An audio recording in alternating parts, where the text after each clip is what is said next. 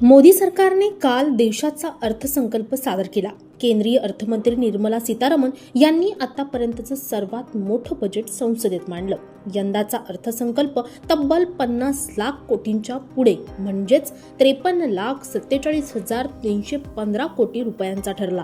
या बजेटमधून महाराष्ट्राला नेमकं काय मिळालं ते पाहूया। देशाच्या एकूण बजेटचा विचार केला तर रस्ते आणि परिवहन विभागासाठी 5,98,520 कोटी, संरक्षण विभागासाठी 5,94,585 कोटी, ग्रामीण विभागासाठी 2,73,108 कोटी, तर कृषी विभागासाठी 1,62,571 कोटी, तर आरोग्यासाठी 1,59,000 कोटींची तरतूद करण्यात आली। शहरी विभागासाठी 85,022 कोटींची तरतूद करण्यात आली।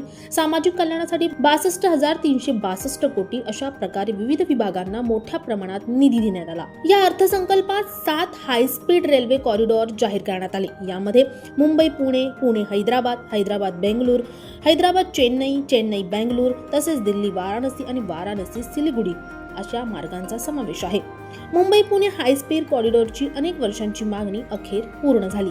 सरकारच्या मते हा अर्थसंकल्प ट्रस्ट बेस्ड गव्हर्नन्स आणि ह्युमन सेंट्रिक इकॉनॉमी या संकल्पनेवर आधारित आहे। भारताची जागतिक भूमिका अधिक मजबूत करणं हे या बजेटचं मुख्य उद्दिष्ट आहे। महाराष्ट्राचा विचार केला तर मुख्यमंत्री देवेंद्र फडणवीस यांनी सांगितल्याप्रमाणे यंदाच्या बजेटमधून महाराष्ट्राला सुमारे 1 लाख कोटी रुपये मिळणार आहेत। कर परताव्याच्या स्वरूपात 98,306 कोटी रुपये, तर मुंबई अहमदाबाद हाय स्पीड कॉरिडॉरला 6,103 कोटी, मुंबई मेट्रोला 1,702 कोटी, पुणे मेट्रोसाठी 517 कोटी, तर MTP 3 मुंबई 462 कोटी, MMR ग्रीन मोबिलिटी याच्यासाठी 155.32 कोटी आणि समृद्धी महामार्ग म्हणजे ITS साठी 680 कोटींची तरतूद निधी देण्यात आलेला आहे।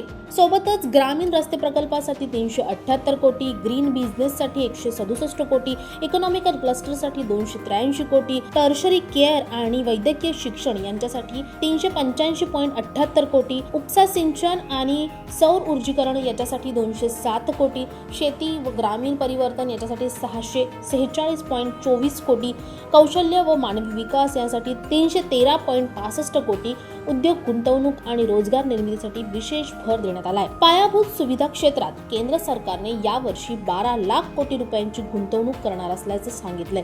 याचा फायदा महाराष्ट्रासह मराठवाड्याच्या भागालाही होणार आहे। सर्वसामान्यांसाठी महत्त्वाचा विषय म्हणजे इन्कम टॅक्स। यंदाच्या बजेटमध्ये आयकर स्लॅबमध्ये कोणताही बदल केला जाणार नाहीये।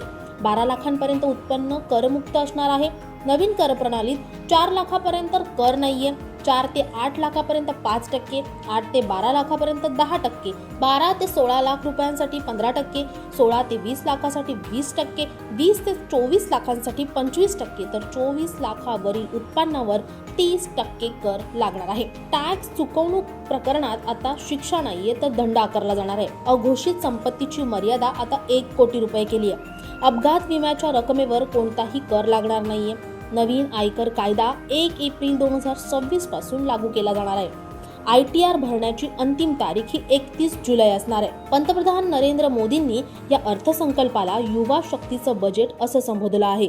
विकसित भारताच्या दिशेने नेणारा हा अर्थसंकल्प तरुणांच्या अपेक्षा पूर्ण करेल असा विश्वास मोदींनी व्यक्त केलाय। तुम्हाला एकूणच या बजेटविषयी काय वाटतं आम्हाला कमेंटमध्ये नक्की कळवा आणि अशाच नवनवीन व्हिडिओंसाठी नवशक्ती YouTube पेजला लाईक, शेअर आणि सबस्क्राईब करायला विसरू नका। धन्यवाद।